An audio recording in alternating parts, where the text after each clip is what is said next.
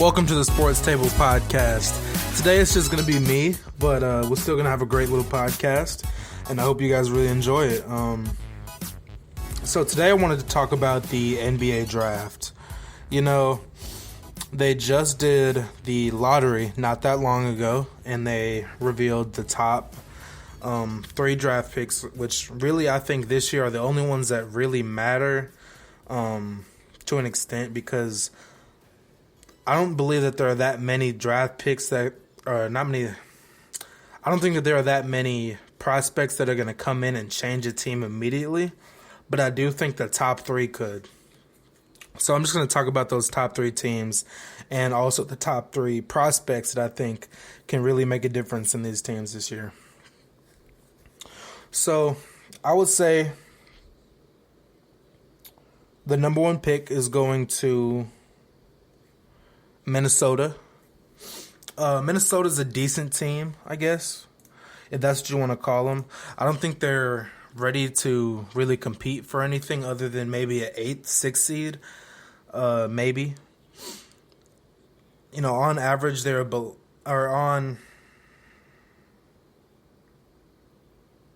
the past couple years, they've been a below average team, really. They've had some really good young talent, but they haven't been able to do anything with it, and I really just chalk that up to lack of leadership and poor coaching. They just haven't been able to put it together. You'd think Karl Anthony Towns, Zach LaVine, and Andrew Wiggins would be able to put a couple winning seasons together, but they just weren't, and that's really why I don't think it matters who they get. I don't think they're going to be good.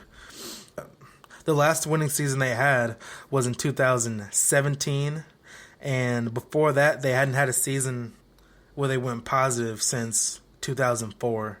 So, I mean, this team historically is trash.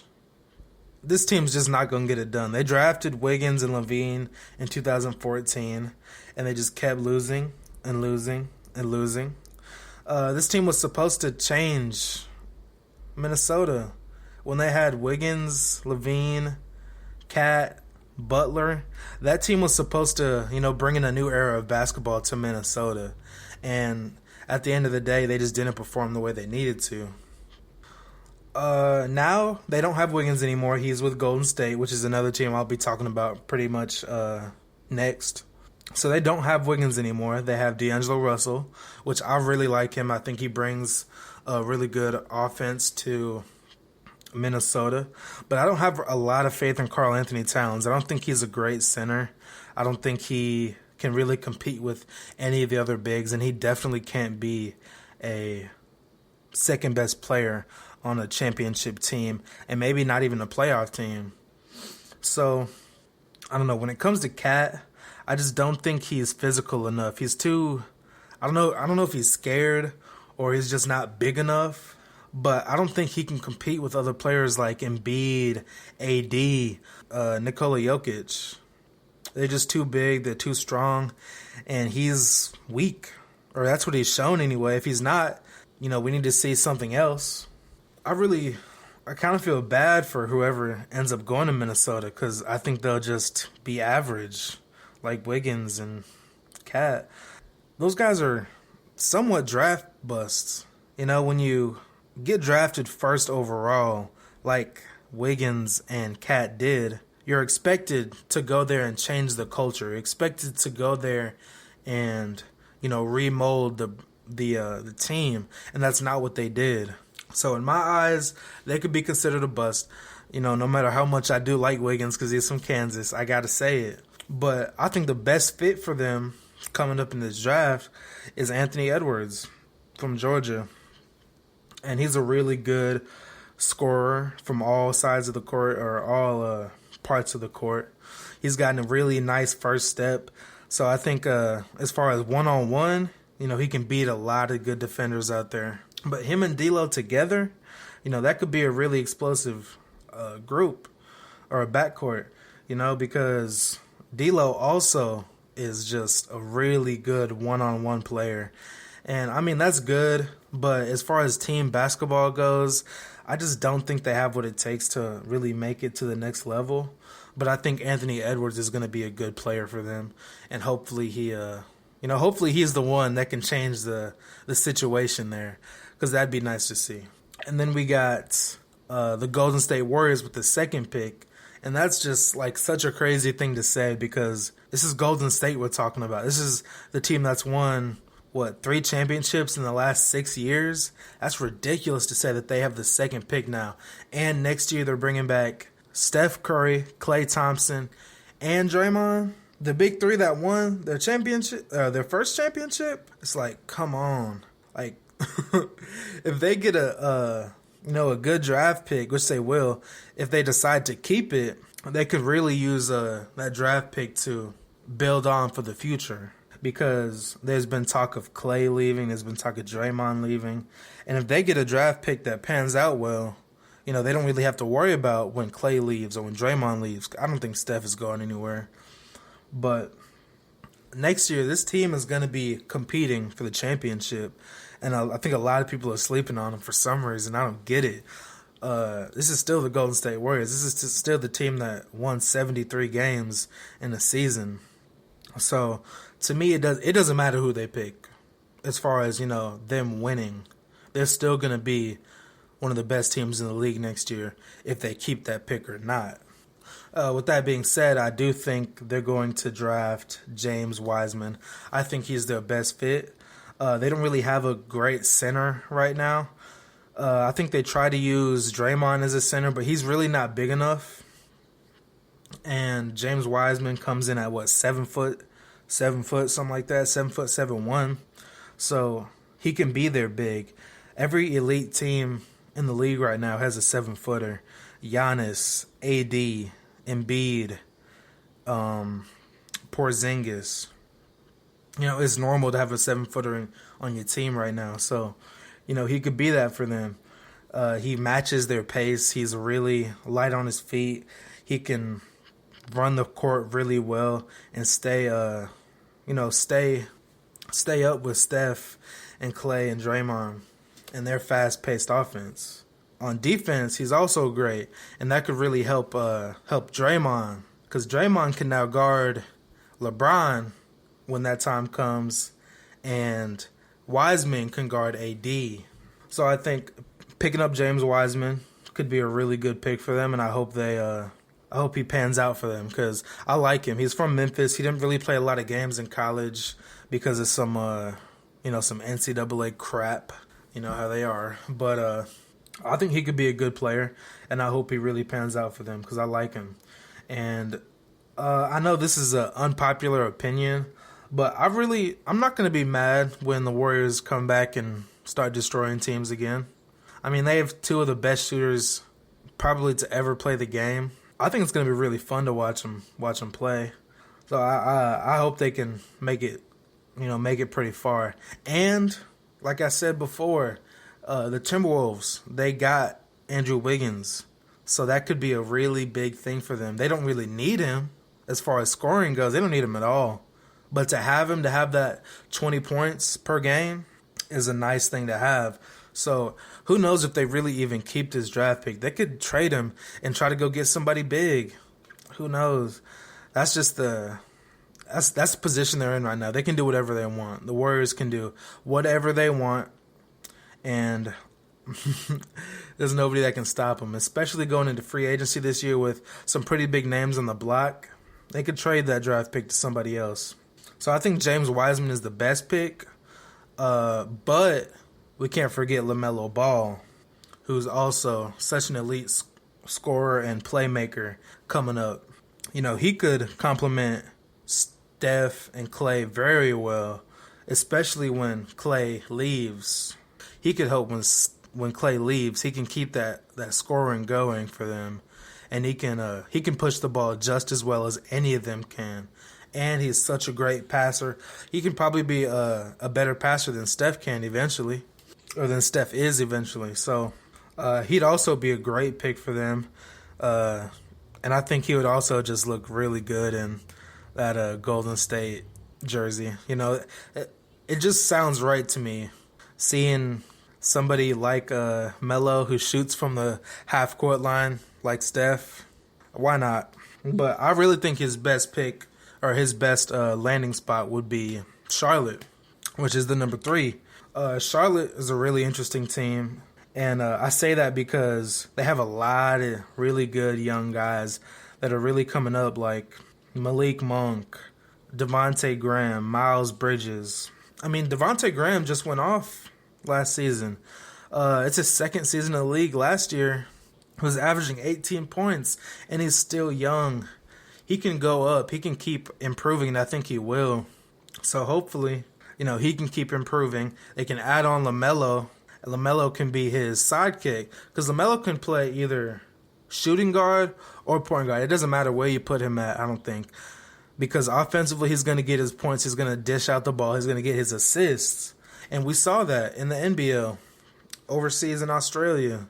Melo was averaging 17 points, 7 assists, 7 rebounds. And this is playing against grown men. This is one of the best leagues in basketball aside from the NBA. So we've seen Melo do it. We've seen Melo come up and be great and prove people wrong because for some reason people like to hate on him. I don't know why. To me, he looks like a great player. He always has. Obviously, there's been some, drama around his name pretty much ever since high school, but that's not on him. It's more on his father. And hey, if he's anything like his brothers, he's gonna fill out pretty well. Because you look at Lonzo. When Lonzo was in college, he was flimsy, wasn't really as coordinated as he is now. Lonzo's built now. Lonzo's got some muscle on him now. He looks really good, and he's probably in the best shape of his life. If LaMelo can fill out like Lonzo did, he's going to be such a good player in this league. And right now, as far as shooting goes, he's a good shooter, yes. But I think as he gets into the league and starts playing with, some better talent, he's going to mature and start making better shots, start, getting a higher basketball IQ as he goes on. Because he's easily the best playmaker and passer in this draft. And I think him and Devontae Graham together, as young players in the next, 3-4 years, could be competing for good seeding in the Eastern Conference.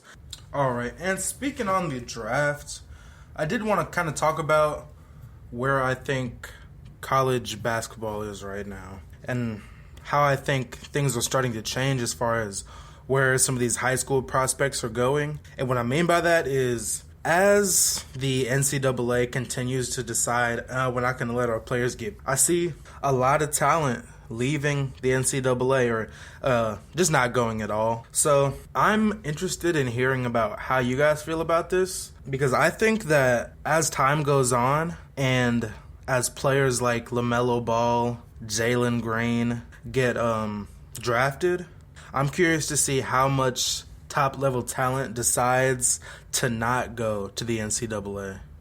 Because there are a lot more options now than there were 4 years ago. Right now, Jalen Green, one of the top high school prospects, is going to he's going to be a part of the G League Professional Pathway Program. And they're going to pay him $500,000 to train there for 1 year. So he's going to play on a G League team. He's going to get, top-level training, top-level conditioning, all that stuff. And he's going to get paid $500,000 if he wants to go to school. They're also going to pay for that. That's a lot of money, $500,000 to go play for 1 year. Well, no. On average, G League players only get about $30,000 to $50,000. And I would say just paying them that would be nice, because that's still more than they're getting paid for the NCAA. But they're going to pay him $500,000 to play for 1 year. And it's a couple players that are doing that. Only a handful, because they're only going to take, the 1% of these high school players. And they still have the opportunity to go ahead and get drafted because they haven't been signed by an NBA team. So they can solely focus on basketball. They don't have to go to class and BS, because a lot of them, they don't want to be there, obviously. I don't know if you guys watched the documentary Ben Simmons did on his experience at LSU. Said he just walked through the classes, wasn't interested, was only there to play basketball, was only there to get drafted. So now they have an option to just say, hey, I'm just going to focus on basketball. I'm going to focus on creating or crafting my skill so I can be the best that I can be, so that I can go to the NBA and hopefully be the number 1, 2, 3 pick. So I think that's going to be something that the NCAA is going to have to kind of worry about, I think, because in 4 or 5 years, I don't think the NCAA is going to be creating stars like they used to be. I think the top % of players are either going to go to the G League or they're going to go overseas. I mean, we've already seen it. LaMelo Ball just went overseas to play in Lithuania. Then he came back to play his last year at Spire for high school. And then he went to go play in Australia.